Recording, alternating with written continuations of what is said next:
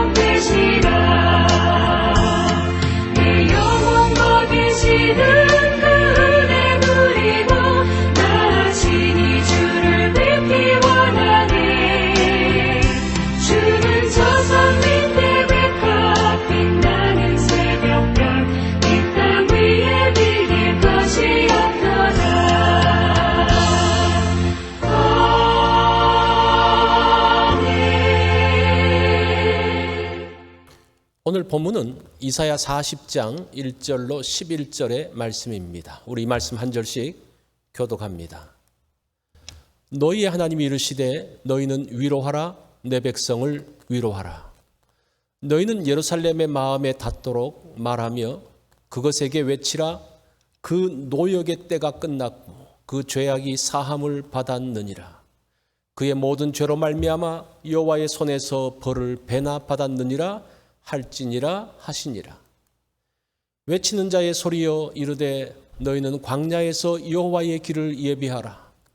사막에서 우리 하나님의 대로를 평탄하게 하라.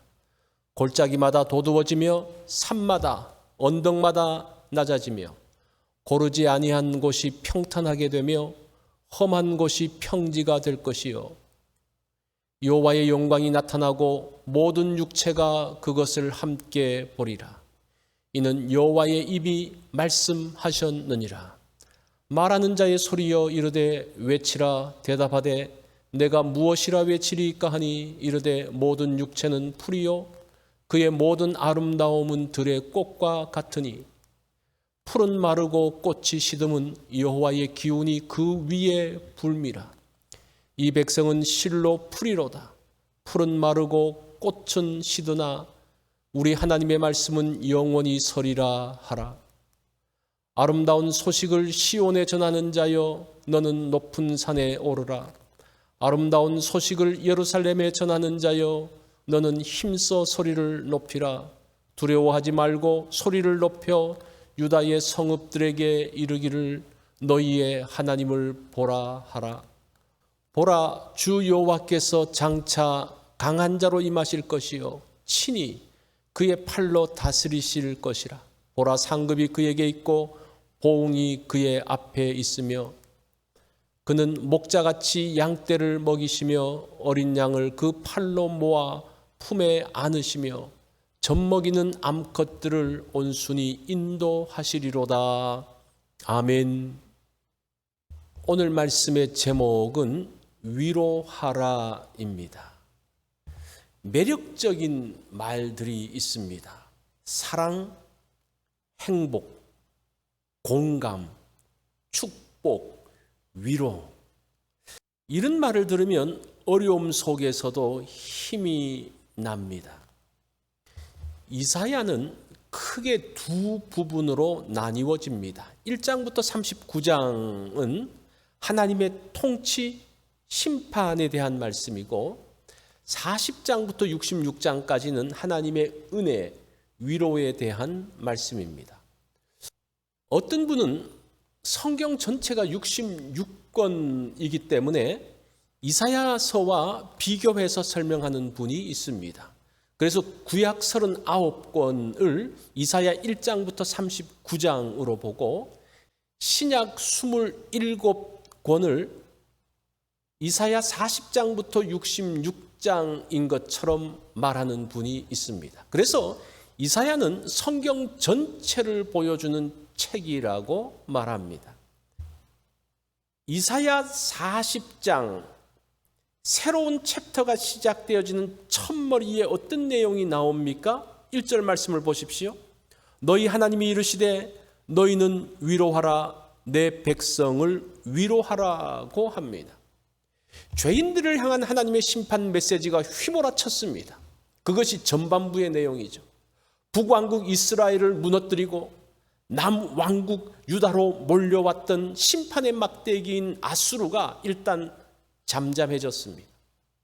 이제 하나님은 이사야에게 하나님의 백성들을 위로하라고 말씀합니다.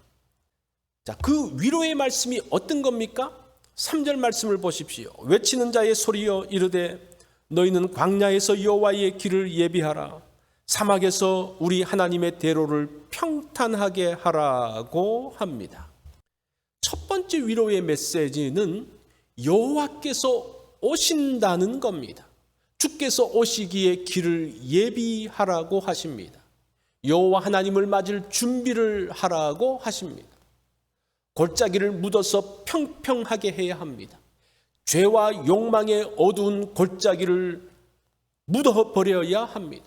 솟아오른 산과 언덕을 낮아지게 해서 고르게 하라고 합니다. 교만과 자기 주장으로 솟아오른 산을 깎아서 낮추라고 말씀하는 내용이죠. 이것이 하나님의 길을 준비하는 것입니다. 이 길로 하나님이 오시기 때문입니다. 하나님께서 유대 땅으로 오십니다. 하나님의 도성으로 들어오십니다. 이제 예루살렘은 더 이상 수치를 당하지 않을 것입니다. 자, 그러면서 6절로 8절 말씀을 보십시오. 모든 육체는 풀이요 그의 모든 아름다움은 들의 꽃과 같으니 풀은 마르고 꽃이 시듬은 여호와의 기운이 그 위에 불미라. 이 백성은 실로 풀이로다. 풀은 마르고 꽃은 시드나 우리 하나님의 말씀은 영원히 서리라 하라. 두 번째 위로의 메시지가 있습니다. 모든 육체는 풀이고 모든 아름다움은 들의 꽃이다라는 겁니다.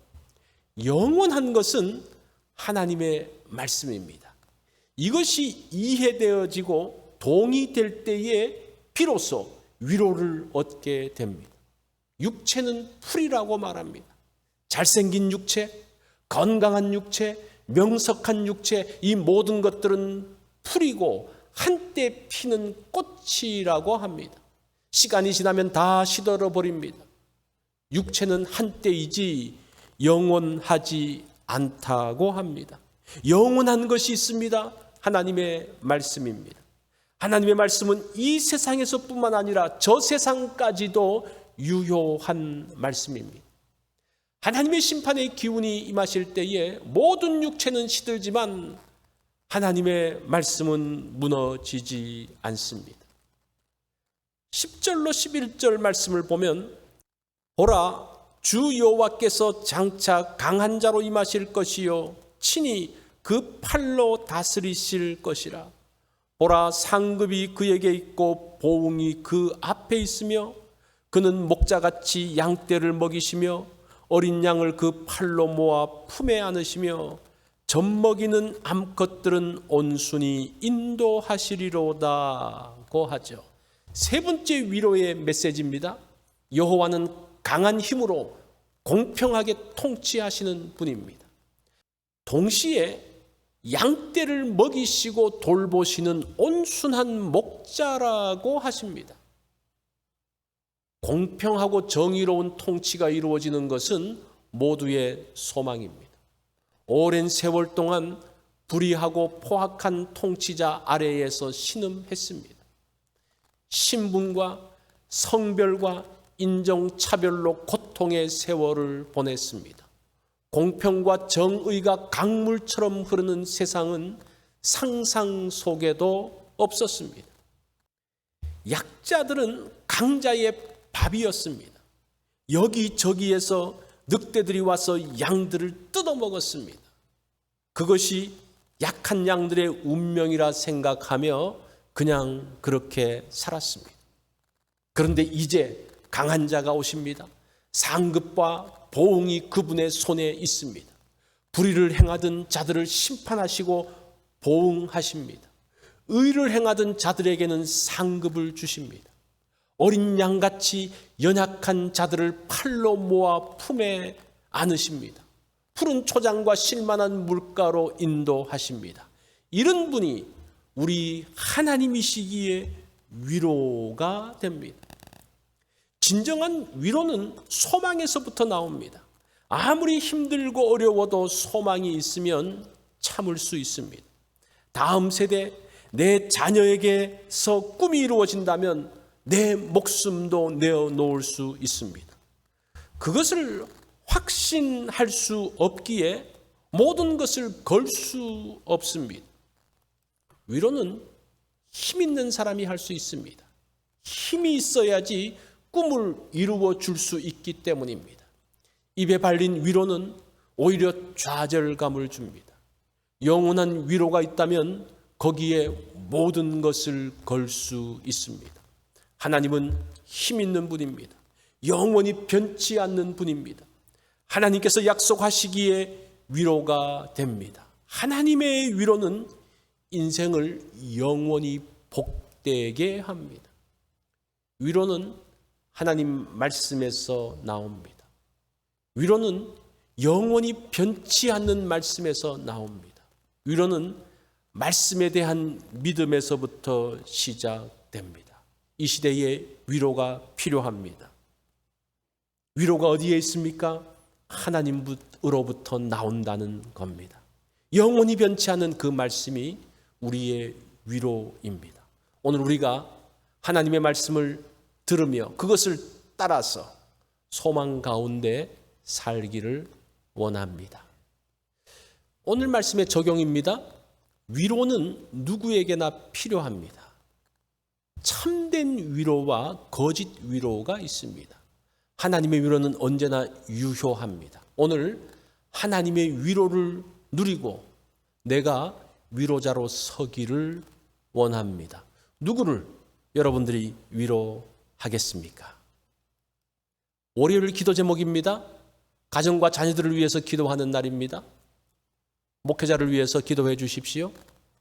교회 리더들을 위해서 기도해 주시기 바랍니다. 오늘 또 성경 읽기 있는 것 기억해 주십시오.